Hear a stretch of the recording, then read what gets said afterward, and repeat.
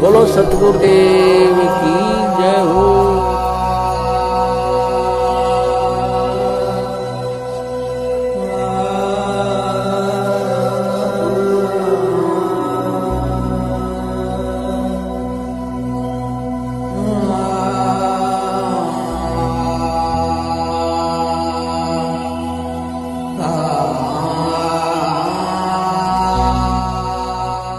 पहले तो बात है उनकी इस दलील पे विश्वास नहीं किया जा सकता पहली नजर में जी। लेकिन फिर भी ये अदालत में यह दलील दी जाएगी, जो निचली अदालत होगी जिसमें केस ट्रायल होगा, उसमें अदालत क्या फैसला लेगी तो उस वक्त पता लगेगा जी। लेकिन प्रारंभिक तौर पर अगर इनको खुद को बंधक बनाया गया था, अगर हम इन्हीं की बात को सच मान लें जी, तो इनको बंधक बनाने वाले कौन थे? बिल्कुल। वो भी इन्हीं के लोग थे, इन्हीं के समर्थक थे।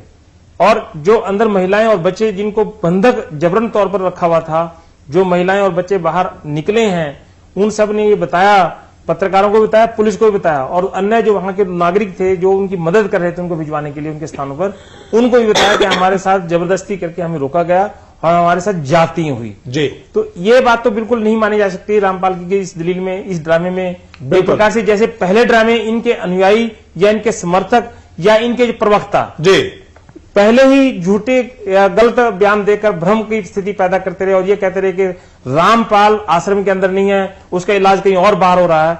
और एवं तहलका लगातार ये बता रहा था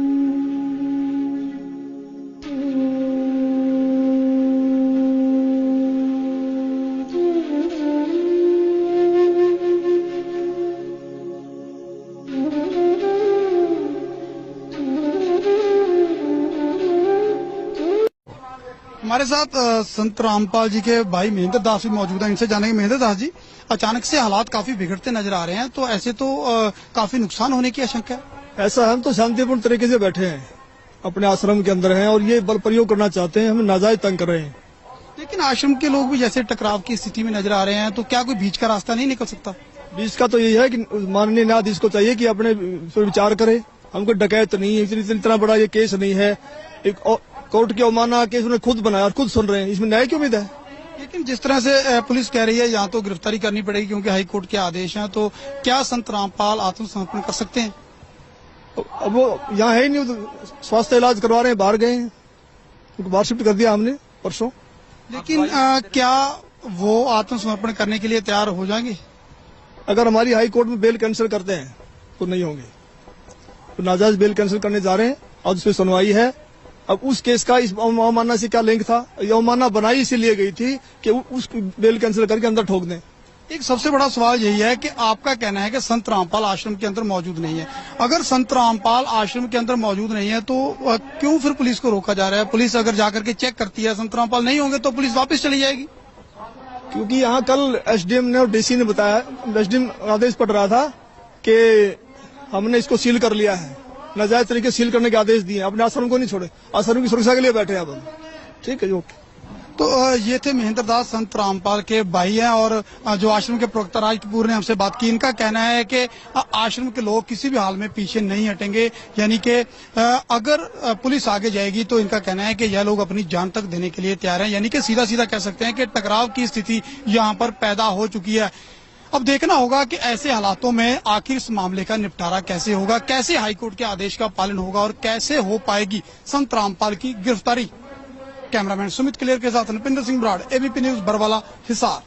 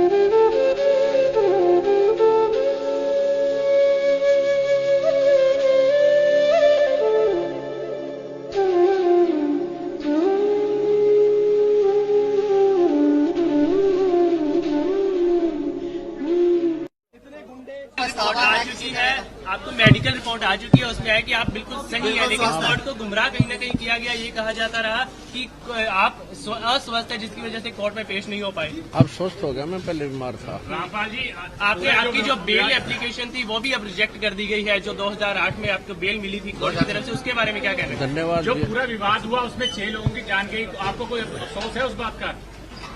बहुत अफसोस है जी। नहीं, जो आपने अपने अनुयायियों को जिम्मेदार ढाल कौन है बनाया इस चीज़ का? और आप पीछे छुपे रहे, मैंने किसी को नहीं, वो आप सही मानते हैं? मैंने नहीं बनाया किसी को, वो अपने आप ही बन रहे थे, मुझे भी रोक रखा था। आपके ऊपर इतने इल्जाम है सर, आपके ऊपर इतने इल्जाम झूठे कैसे हैं आपके ऊपर? आपके गुंडे इतने खड़े थे वहाँ पे, हजारों आदमी हरियाणा पुलिस से। मेरे नीचे राष्ट्रीय समाज सेवा समिति। नहीं तो आपकी समिति है? अरे आपकी समिति है बाबा, आप अपने आप को संत कहते हैं, आप संत कहना लायक भी है?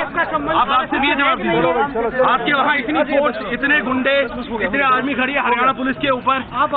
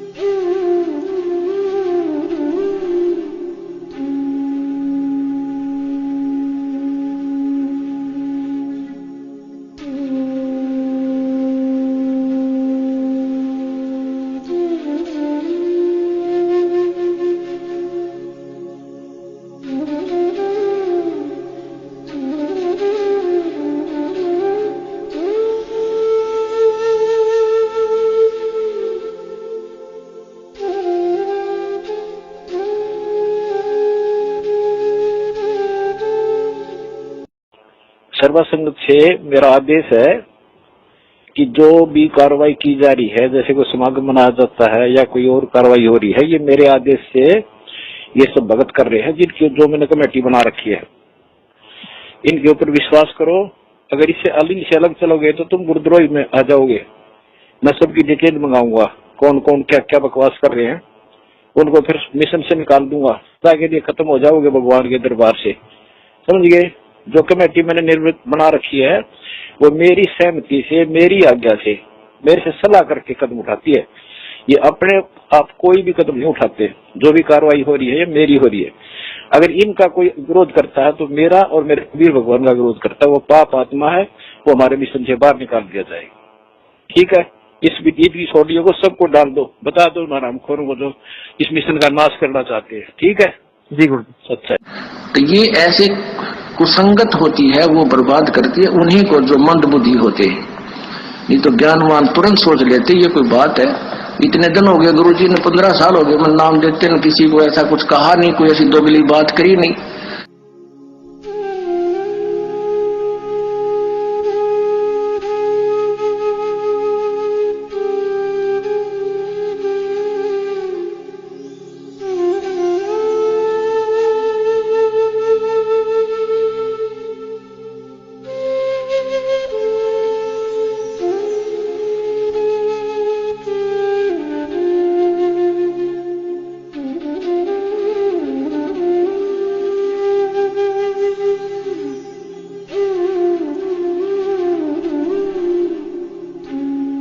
इस बारे में आपकी क्या राय है? हमारा संत रामपाल जी को और उसकी संगत को बहुत बहुत धन्यवाद।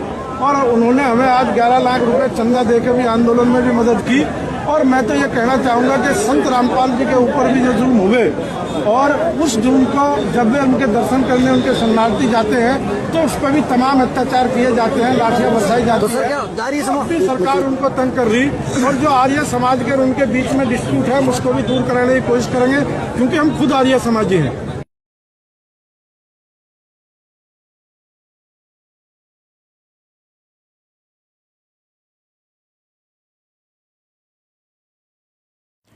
सत साहिब जी, अब सबसे पहले तो हमने करना ये है, जिस आत्मा ने परमपिता परमेश्वर सतगुरु रामपाल जी महाराज जी की सत भक्ति करके अपना आत्म कल्याण करवाना है, सबसे पहले उस आत्मा ने अपने दिलो दिमाग में इस बात को बैठा लेना चाहिए सृष्टि रचना को बार बार सुनकर और सतगुरुदेव जी के सत्संगों को आधार बनाकर कि वर्तमान में पृथ्वी पे कबीर परमात्मा मौजूद है, धरती पे भगवान है, और जिस आत्मा का दिल और उसकी आत्मा इस बात को स्वीकार कर लेगी, वो आत्मा कभी भी ज्ञान आधार से दूर होकर मनमाने तरीके से ना ही तो चल सकती है, और यदि मनमाने तरीके से कोई अन्य व्यक्ति उसको भक्ति मार्ग पर चलने की सलाह दे तो वो व्यक्ति कभी भी उसके झांसे में नहीं आ सकता है। क्योंकि सतगुरुदेव जी ने बताया कि जब तक आप अपने गुरु को परमात्मा के रूप में नहीं देखोगे तब तक तो आपकी भक्ति शुरू भी नहीं होती है, चाहे आपने कोई सा भी नाम ले रखा है। तो सबसे पहले तो हमने आदरणीय गरीबदास जी महाराज जी की जो वाणी है कि गुरु को मानुष कर जानते ते नर कहिए अंध और मैं दुखी संसार में आ गए यम के फंद, अपने ऊपर इस वाणी को बिल्कुल भी लागू नहीं होने देना है। क्यों? क्योंकि हमने गुरु को मानुष नहीं समझना है, ना ही मानना है।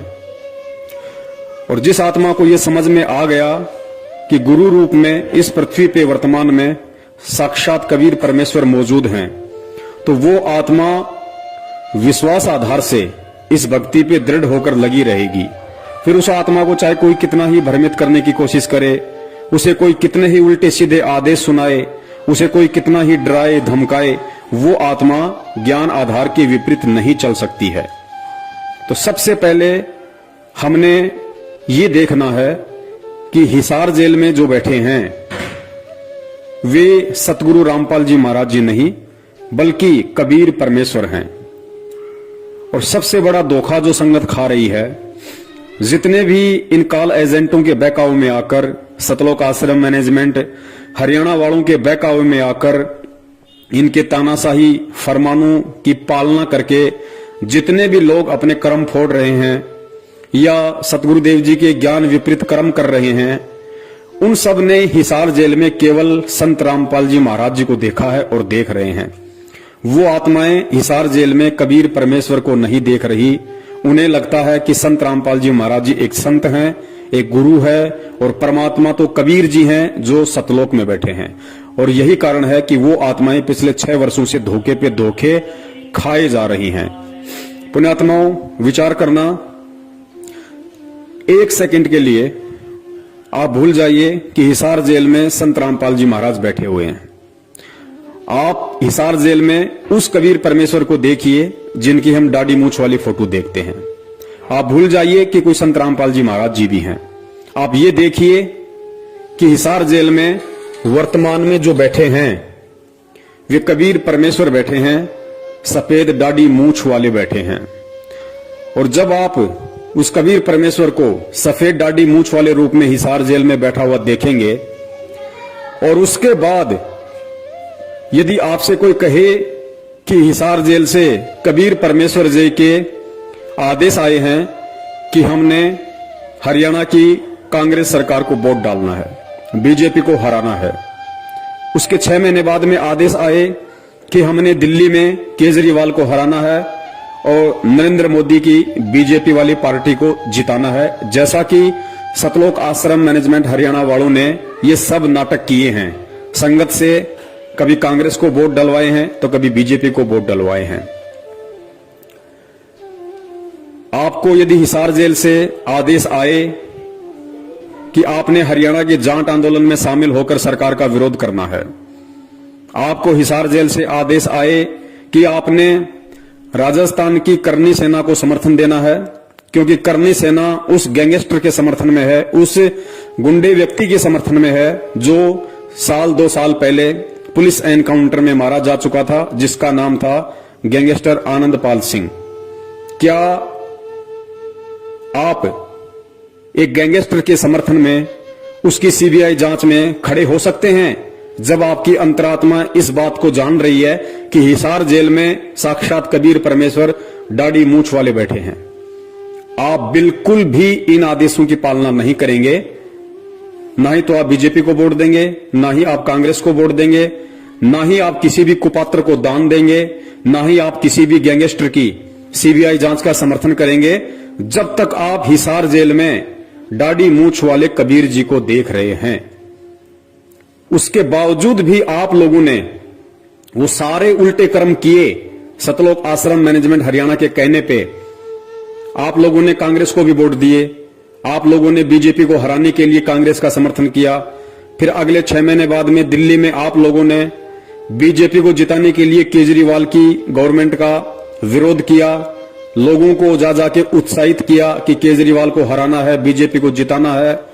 उसके बावजूद भी आप लोगों ने उसी गैंगस्टर आनंदपाल सिंह की सीबीआई जांच का समर्थन किया और आपने उसी राजपूत करनी सेना को राजस्थान के अजमेर में एक सभा के दौरान 5 लाख रुपए का चेक दिया। और उसके बाद उसी राजपूत करनी सेना का जब भिवानी के अंदर सम्मेलन था तो वहां भी आप लोग शामिल हुए। क्यों शामिल हुए? क्योंकि आप हिसार जेल में उस कबीर परमेश्वर को नहीं देख रहे थे, बल्कि आप हिसार जेल में संत रामपाल जी महाराज जी को देख रहे थे। अर्थात अभी तक आप लोगों ने अपने गुरु को कबीर नहीं माना, वरना आप ये कुक्रम, जब आपको ये कहा गया था कि ये हिसार जेल से गुरुजी का आदेश है, यदि उस समय आप अपने गुरु को कबीर के रूप में देख रहे होते तो कदापि आप इस तरह का कोई भी घटिया और ज्ञान आधारित आदेश नहीं मानते। तो यही सबसे बड़ी भूल हमने 650 साल पहले की थी और यही भूल हम वर्तमान में दोहराने जा रहे हैं कि हम गुरु को मानुष मान रहे हैं। और परमेश्वर की वाणी है कि गुरु मानुष कर जानते ते नर कहिए अंध, होवें दुखी संसार में और आ गए यम के फंद। तो सबसे पहले तो हमने इस बात को अपने दिलो दिमाग से निकाल देना है कि हम किसी सामान्य संत या किसी सामान्य व्यक्ति की शरण में हैं। हम जिस समर्थ की शरण में हैं वो स्वयं कबीर परमेश्वर है। और जब आपको इतना यकीन हो जाएगा तो आप ना ही तो किसी भी फर्जी नामदान केंद्र पे जाओगे, ना ही आप किसी को इन फर्जी नामदान केंद्रों से नाम दीक्षा दिलवाओगे, ना ही आप इन फर्जी नामदान केंद्रों से अन्य कोई दूसरा नाम लेने के लिए जाओगे, ना ही आप किसी हिसार की तारीखों पे घुटने तोड़ते हुए 10 गालियां खुद खाने और 10 गालियां अपने गुरुदेव को दिलवाने के लिए जाओगे, ना ही आप इन मनवस सतलोक आश्रम मैनेजमेंट हरियाणा वालों के किसी भी तानाशाही फरमान को मानोगे, क्योंकि आपकी आत्मा स्वीकार कर चुकी है कि मैं जिसकी शरण में हूं वो साक्षात कबीर है। और कबीर कभी भी दोगली बात नहीं कर सकता, कबीर कभी भी अपने भक्ति विधान के खिलाफ कोई भी आदेश नहीं दे सकता। तो सबसे पहले हमने गुरु को परमेश्वर मानना है, हृदय से आत्मा से स्वीकार करना है। और यह तब होगा जब हम सृष्टि रचना को बार बार सुनेंगे और सत्संगों की प्रत्येक लाइन पे गहनता से विचार करेंगे कि गुरुदेव इस सत्संग में किस वाणी का और क्या मतलब हमें समझाना चाहते हैं। उसके बाद में जिन लोगों को इन फर्जी नामदान केंद्रों से सन 2014 के बाद से नाम मिल चुका है, चाहे आपको प्रथम नाम मिल चुका है, चाहे आपको शतनाम मिल चुका है, और आज यदि आपको सच्चाई का पता चल गया है तो आपने सपने में भूलकर भी इन नामदान केंद्र और इन नामदान केंद्रों पर बैठे कुपात्रों की शक्ल तक नहीं देखनी है, वरना आप बहुत बड़े दोषी होगे। क्योंकि बरवाला कांड करवाने में मुख्य भूमिका सतलोक आश्रम मैनेजमेंट हरियाणा की ऊपर वीडियो में आप जी देख चुके हैं। और वही सतलोक आश्रम मैनेजमेंट हरियाणा का मुखिया महेंद्र भगोड़ा वर्तमान में सभी नामदान केंद्र खोल के बैठा है गुरु की आड़ में। तो आप यदि इन नामदान केंद्रों पे जाते हो, इन कुपात्रों को ज्योति पाठ दान का पैसा देते हो, इन कुपात्रों के फर्जी आदेशों को मानते हो, या इन कुपात्रों के कहने से आप जी गुरुजी की तारीखों पर हिसार में जाते हो व्यर्थ में अपना समय और पैसा बर्बाद करने, तो आप जी अभी अपने गुरु को कबीर परमेश्वर नहीं मान पाए हैं और आप जी भक्ति मार्ग में धोखा खा रहे हो। तो हमने बिल्कुल भी इन लोगों से किसी भी प्रकार का आध्यात्मिक संपर्क नहीं रखना है।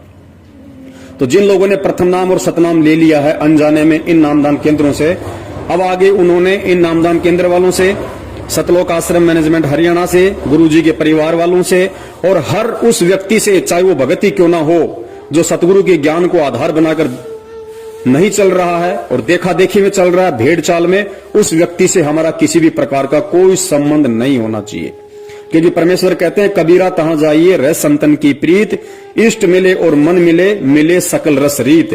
परमेश्वर कहते हैं भगत ने केवल उसी व्यक्ति या भगत के पास बैठना चाहिए जिसके रीति रिवाज, जिसका मन, जिसका इष्ट, जिसके कायदे कानून सेम हो, मिलते हो।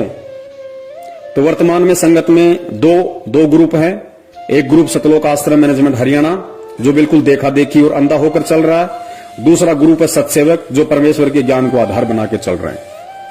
उसके बाद में जिस व्यक्ति ने अभी तक संत रामपाल जी महाराज जी से नाम दीक्षा नहीं ली है और जो व्यक्ति केवल उनके सत्संग ही सुन रहा है और उस व्यक्ति को ये सच्चाई मालूम पड़ चुकी है हमारी वीडियो देखकर, तो उस व्यक्ति ने भूल कर भी इन नामदान केंद्रों से कोई भी नाम दीक्षा नहीं लेनी है।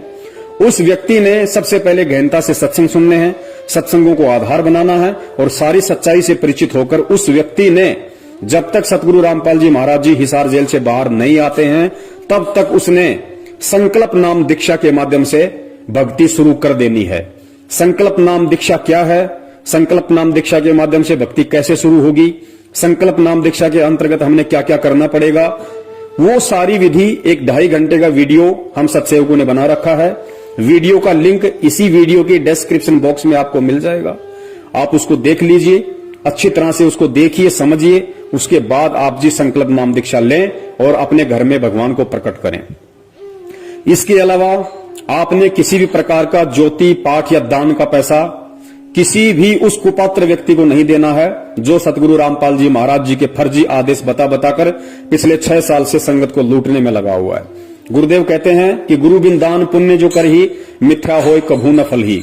और गुरुदेव कहते हैं कि गुरु बिन माला फेरते गुरु बिन देते दान, गुरु बिन दोनों निष्फल है चाहे पूछो वेद पुराण।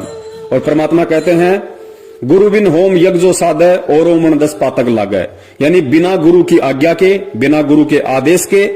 और यदि आपने उस कुपात्र व्यक्ति को दान धर्म ज्योति पाठ का पैसा दे दिया, हवन यज्ञ करवा लिया, उसके यहां पे आपने पाठ करवा लिया, तो आप जगत वालों से 10 गुना ज्यादा दोषी परमेश्वर की नजरों में बन जाओगे। तो हमने ये गलती अब भूल कर भी नहीं करनी है, क्योंकि जब हमें विश्वास हो जाएगा और हमारी अंतरात्मा इस बात को स्वीकार कर लेगी कि मेरा गुरु साक्षात कबीर है, तो आपको यह भी विश्वास हो जाएगा कि वो कबीर हिसार की जेल में बैठने के लिए नहीं आया है, उस कबीर का कोई खेल है। वो कबीर एक तीर से अनेकों शिकार करता है और पहला शिकार उसका यही है कि इस भक्ति मार्ग में सबसे बड़ा रोड़ा यदि कोई बनता है, सबसे बड़ा रोड़ा यदि ये काल किसी को बना के खड़ा करता है, तो उसी सतगुरु के परिवार को, भाई बंधुओं को, रिश्तेदारों को निमित्त बनाकर खड़ा करता है। तो सतगुरु रामपाल जी महाराज जी ने सबसे पहले इस सतलोक आश्रम मैनेजमेंट हरियाणा अपने परिवार वाले, अपने रिश्तेदार, जो भी ये मैनेजमेंट है, जितने भी कोऑर्डिनेटर हैं, नामदान संचालक है, इन सबको ज्ञान आधार से प्रत्येक भगत के हृदय में ये जमा देना है कि हमने यदि भक्ति करनी है, यदि कबीर की भक्ति करनी है, हमने यदि सतलोक जाना है, तो हमने केवल और केवल अपने सतगुरुदेव जी के वचन और उनके ज्ञान को ही आधार बनाकर चलना पड़ेगा। और सतगुरु का उसके सत्संगों के अतिरिक्त अन्य कोई भी किसी प्रकार का आदेश नहीं होता है। सतगुरु का जो भी आदेश है वो उनका सत्संग है। सत्संगों से बाहर सतगुरु कभी भी दोगली बात करते हुए अन्य आदेश नहीं देता है। जिस प्रकार इन लोगों ने उसी कबीर परमेश्वर का नाम लेकर हमसे राजनीतियां करवा दी, हमसे आरक्षणबाजियां करवा दी, हमें अनेक प्रकार के सामाजिक संगठनों के धरनों में बैठा दिया, हमसे राजनीतिक पार्टियों का समर्थन और उनकी वोटिंग के लिए गली गली गांव गांव जाकर हाथ फैलवा दिए, हमारे से गुंडों की सीबीआई जांच करवा दी, कुपात्रों को लाखों की संख्या में, करोड़ों में दान दिलवा दिया। तो हमने अब ये गलतियां बिल्कुल भी नहीं करनी है। उसके बाद जिस आत्मा ने ज्योति या पाठ करवाना है या जिसकी इच्छा है, क्योंकि परमेश्वर कहते हैं कि साल में एक बार पाठ का संकल्प अवश्य करवाना चाहिए। तो साल में एक बार का मतलब है, वर्तमान में गुरुदेव जेल में है, आज हमारे बीच में शरीर रूप में नहीं है, तो परमेश्वर ने उसकी विधि बता रखी है। परमेश्वर ने कहा कि साधु भूखा भाव का, धन का भूखा नाही, और जो कोई धन का भूखा वो साधु भी नहीं। यानी जो असल में संत होगा, सतगुरु होगा, जो कबीर होगा, वो माया का भूखा नहीं होता, वो धन का पैसे का भूखा नहीं होता, वो केवल भाव का भूखा होता है। तो हमने जहां अपने घर में परमेश्वर का दरबार लगा रखा है, वहां पे हमने दंडवत प्रणाम करके, यदि हमने ज्योति संकल्प करनी है तो हम ज्योति की प्रार्थना करेंगे, यदि हमने पाठ का संकल्प करना है तो हम पाठ का संकल्प करेंगे, और परमेश्वर को दंडवत करके हम ये प्रार्थना करेंगे कि हे परमपिता परमेश्वर, आपका दास या दासी आप जी के चरणों में ज्योति का संकल्प करता है। हे परमेश्वर, इस दास के इस संकल्प को स्वीकार करें, और परमात्मा जिस दिन आप साक्षात हमें दर्शन देंगे, जब आप आश्रम में आएंगे, परमेश्वर उस समय, आज मैं जो संकल्प कर रहा हूं आपकी प्रेरणा से, परमेश्वर उस समय जो भी पैसा आप बताएंगे, आप कहेंगे, उतना पैसा मैं आप जी के कर कमलों में दूंगा। तो साधु भूखा भाव का, धन का भूखा नहीं। परमेश्वर अंतर्यामी होता है, घट घट का वासी होता है। इस तरीके से हमने ज्योति पाठ का संकल्प करना है। सेम लाभ परमात्मा देंगे, क्योंकि ये सतगुरु का वचन है और भक्ति मार्ग में सतगुरु का वचन ही सर्वोपरि होता है, सर्वोत्तम होता है और सतगुरु का वचन ही उनके सत्संग होते हैं। इसके अलावा सतगुरु का यदि कोई सबसे बड़ा आदेश है तो सतगुरु के द्वारा हमें जो नित्य नियम दिया गया है वो सतगुरु का सबसे बड़ा आदेश है। हम सुबह सुबह जो नित्य नियम करते हैं वो केवल हमारे लिए आदेश है, सतगुरु का वो हमारे लिए आदेश है। हमने उन वाणियों पे अमल करना है, हम सभी ने उन वाणियों के अनुसार अपनी रहनी और करनी को करना है, जिससे कि सतगुरुदेव जी प्रसन्न हो, सतगुरुदेव जी हम पे खुश हो और हमारे को भक्ति धन से परिपूर्ण करें। तो आपने इस तरीके से जब तक सतगुरु रामपाल जी महाराज जी हिसार जेल से बाहर नहीं आ जाते हैं तब तक आपने इस ज्ञान को आधार बना के रखना है। और जब तक हम ज्ञान को आधार बना के नहीं चलेंगे, ज्ञान को आधार नहीं बनाएंगे, सतगुरु कभी भी हमारे से प्रसन्न नहीं होगा। परमेश्वर ने कहा कि 3 युगों से तुम्हें ये धर्म के ठेकेदार इसी तरह भगवान की आड़ में लूटते आए हैं और वर्तमान में भी यदि हम इन काले अंग्रेज और धर्म के व्यापारी सतलोक आश्रम मैनेजमेंट हरियाणा के हाथों लुटते रहेंगे, पिटते रहेंगे, तो पुण्यात्माओं फिर क्या फायदा उस परमेश्वर का ये शिक्षा देने का, और क्या फायदा फिर उस परमेश्वर से ये तत्व ज्ञान लेने का, और क्या फायदा फिर ये कबीर की भक्ति करने का। तो हमने हर स्थिति में सतगुरुदेव जी को खुश करना है, सतगुरुदेव जी को प्रसन्न करना है। और एक चीज अपने दिलो दिमाग से निकाल देना कि सतगुरुदेव किसी भी कानूनी प्रक्रिया से बाहर आएंगे। सतगुरु यदि बाहर आएगा तो अपने बच्चों को ज्ञान आधार से चलता हुआ देखकर आएगा, क्योंकि यदि हम अपने गुरु को कबीर मान रहे हैं और मान चुके हैं तो ये भी निश्चित है कि इस दुनिया की कोई भी जेल उस कबीर को 4 दीवारी में कैद करके नहीं रख सकती। वो कबीर अनंत कलाओं का स्वामी है, वो एक रूप में जेल में है, दूसरे रूप में हम सबके घर में और घट में विराजमान है, तीसरे रूप में वो सतलोक में बैठा हुआ है। और परमेश्वर भी कहते हैं कि मोकू कहां ढूंढे रे बंदे, मैं तो तेरे पास में। परमेश्वर हमें रोज संध्या आरती में पढ़ाते हैं कि घट ही में गंगा, घट ही में यमुना और घट ही में है जगदीश, सतगुरु तारेंगे। तो जब तक हम इन वाणियों पर विश्वास और अमल नहीं करेंगे और हम उस कबीर परमेश्वर को, उस गुरुदेव को यदि हम अपनी अज्ञानता और मूर्खता के चलते हम उनको नामदान केंद्रों पे देखेंगे, हम उनको हिसार में देखेंगे, हम उनको मैनेजमेंट के जो कि काल एजेंट है उसके सत्संगों में देखेंगे, तो पुण्यात्माओं हम कभी भी उस परमात्मा के दिल में जगह नहीं बना पाएंगे और कभी भी हम ज्ञान आधार से इस भक्ति पे नहीं चल पाएंगे। और जब तक हम ये दोनों गलतियां करते रहेंगे परमात्मा कभी भी हम पे प्रसन्न नहीं होगा। तो आप सभी ने इस ज्ञान को आधार बनाकर सतगुरुदेव जी को प्रसन्न करना है और अपने भक्ति धन को बचा के रखना है। कोई भी काल एजेंट, कोई भी काल का दूत हमें किसी भी मोड़ पे कोई भी उल्टा आदेश बताकर लूट ना सके।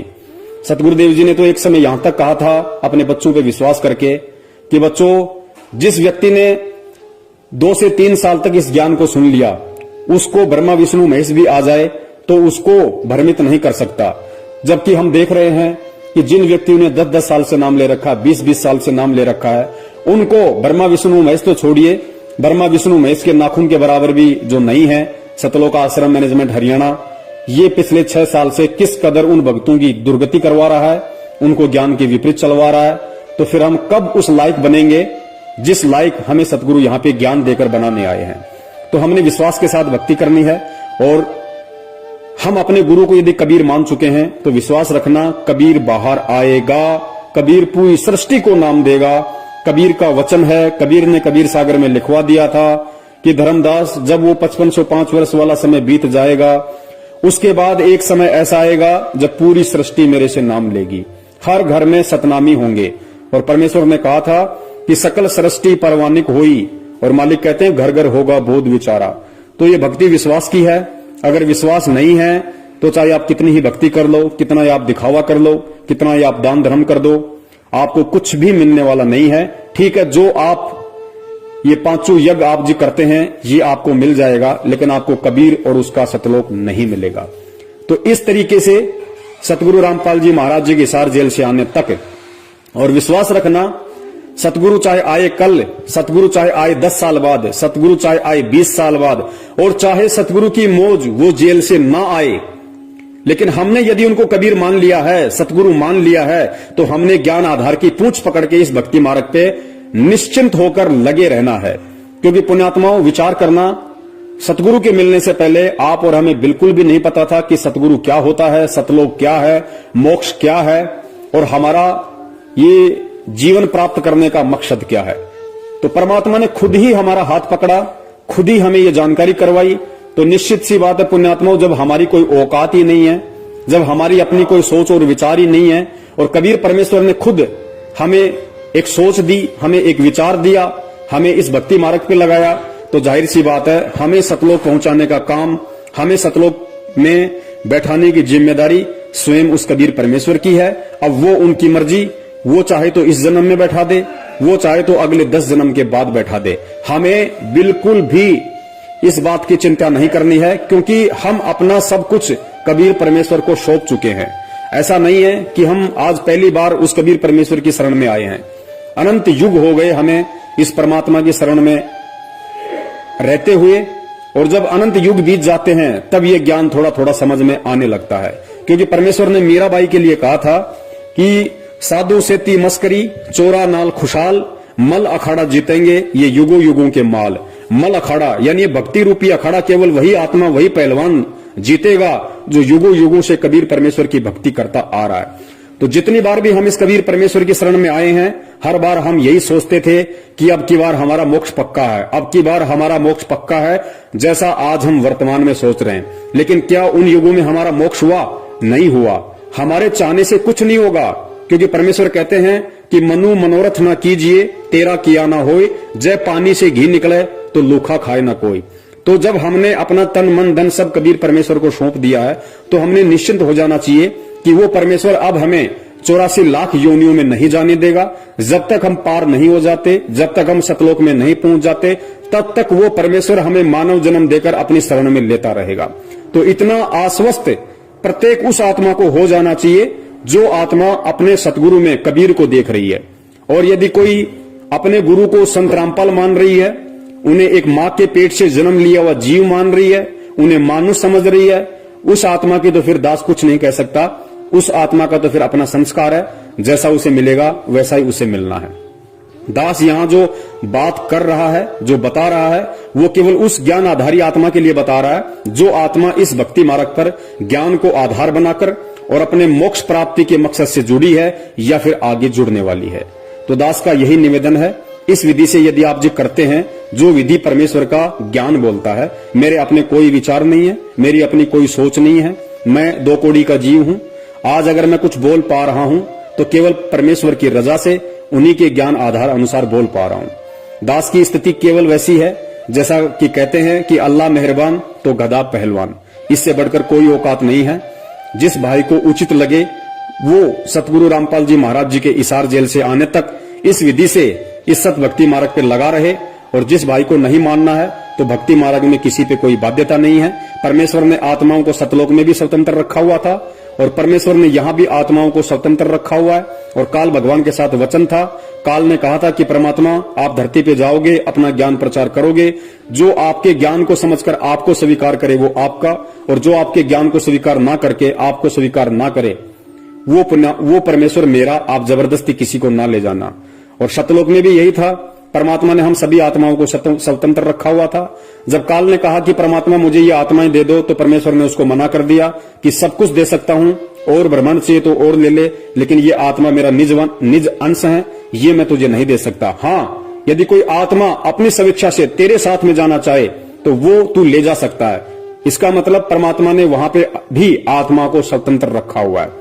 और वहां जब आत्माओं ने उस स्वतंत्रता का दुरुपयोग किया, नाजायज फायदा उठाया, तो उसका जो परिणाम है, जो सजा है, आज हम यहाँ अनंत युगों से गधे, कुत्ते और सुअर बनकर भोग रहे हैं। और वर्तमान में भी उसी परमात्मा ने हमें स्वतंत्र रखा हुआ है। और स्पेशली हिसार जेल जाने के बाद तो हम सबको खुला छोड़ दिया, बिल्कुल हमें अपने से अलग कर दिया कि अब तुम केवल मेरे द्वारा दिए गए ज्ञान को आधार बनाकर चलो, और ये साबित करो कि तुम कितना मुझे पहचान पाए, कितना तुम इस भक्ति मार्ग को पहचान पाए, और कितना अभी तुम सतलोक जाने के लिए तैयार हुए हो।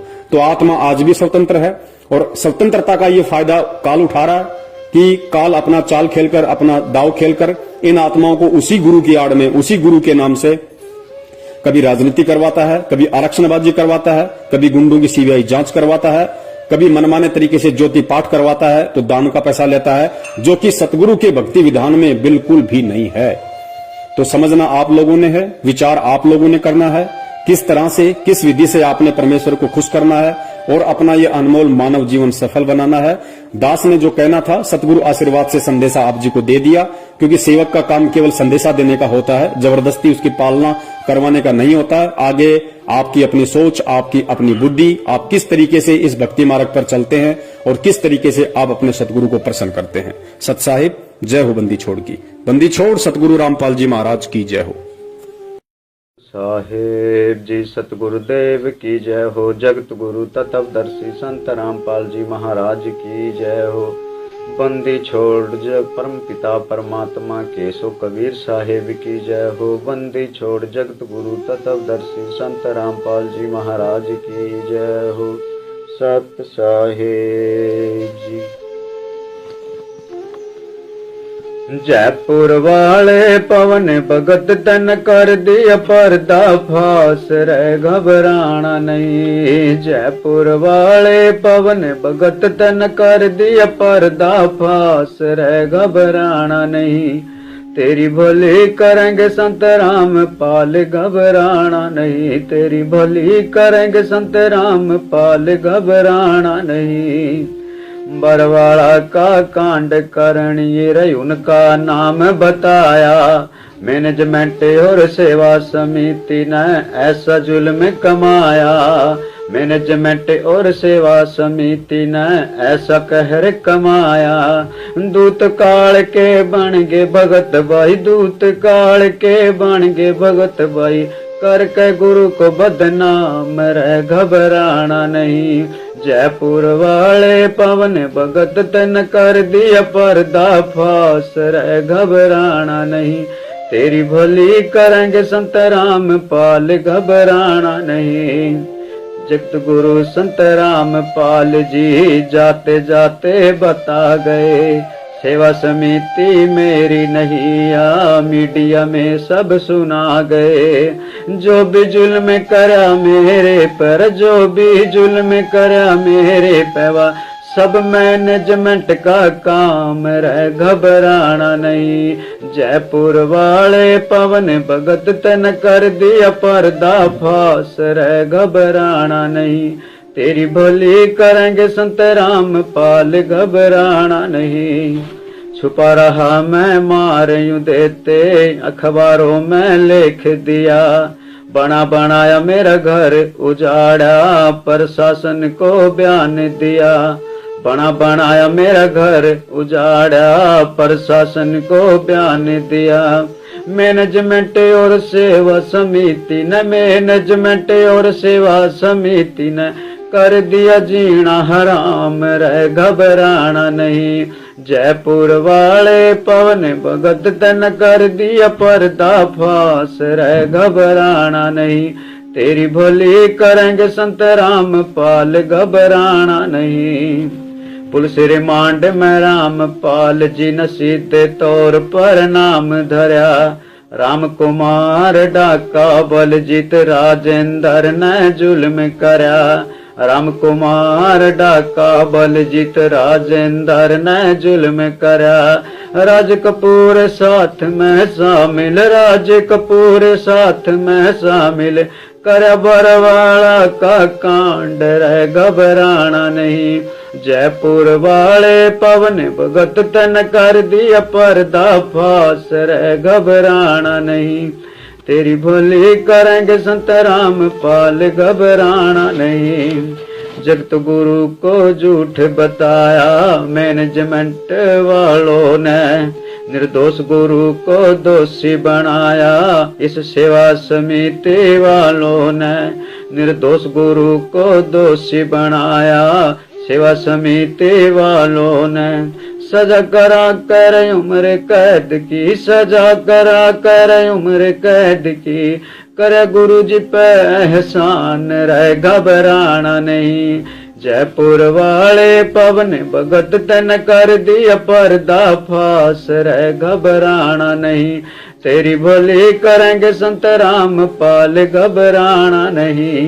तेरी भली करेंगे संत राम पाल, घबराना नहीं। रामपाल मेरा सच्चा सतगुरु जिसने पड़ की तोड़ निभानी। रामपाल मेरा सच्चा सतगुरु, जिसने पड़गी तोड़ निभानी। जीते जी मेरे रामपाल ने दे दी है कुर्बानी। जीते जी मेरे रामपाल ने देती है कुर्बानी। सुन लो सत भगतो भाई सारे, सुन लो सत भगतो भाई सारे, बनियो नान जान रह घबराना नहीं। जयपुर वाले पवन भगत तन कर दिया पर्दा फास, रह घबराना नहीं। तेरी भोली करेंगे संत रामपाल, घबराना नहीं। गोंदवाला में रण सिंह कह रहा चुप रहा ना जावे। गोंदवाला में रण सिंह कह रहा चुप रहा ना जावे। सेवा समिति मैनेजमेंट का करना पड़ा सफाया। मैनेजमेंट और सेवा समिति का करना पड़ा सफाया। और सहा नहीं जाता हमसे, और सहा नहीं जाता हमसे, सतगुरु का अपमान रह घबराना नहीं। जयपुर वाले पवन भगत तन कर दिया पर्दा फास, रह घबराना नहीं। तेरी भोली करेंगे संत रामपाल, घबराना नहीं। जयपुर वाले पवन भगत तन कर दिया पर्दा फास, रह घबराना नहीं। तेरी भोली करेंगे संत रामपाल, घबराना नहीं। तेरी भोली करेंगे संत रामपाल, घबराना नहीं। सत साहेब जी।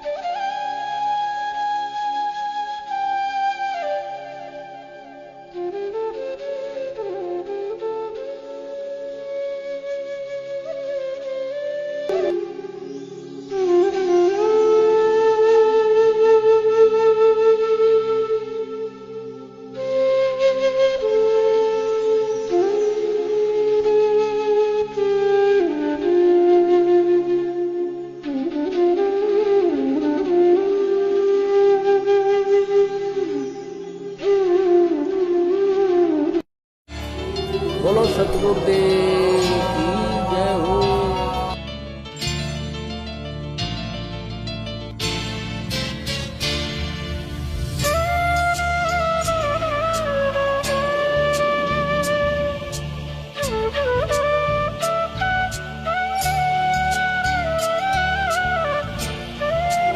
बोलो सतगुरुदेव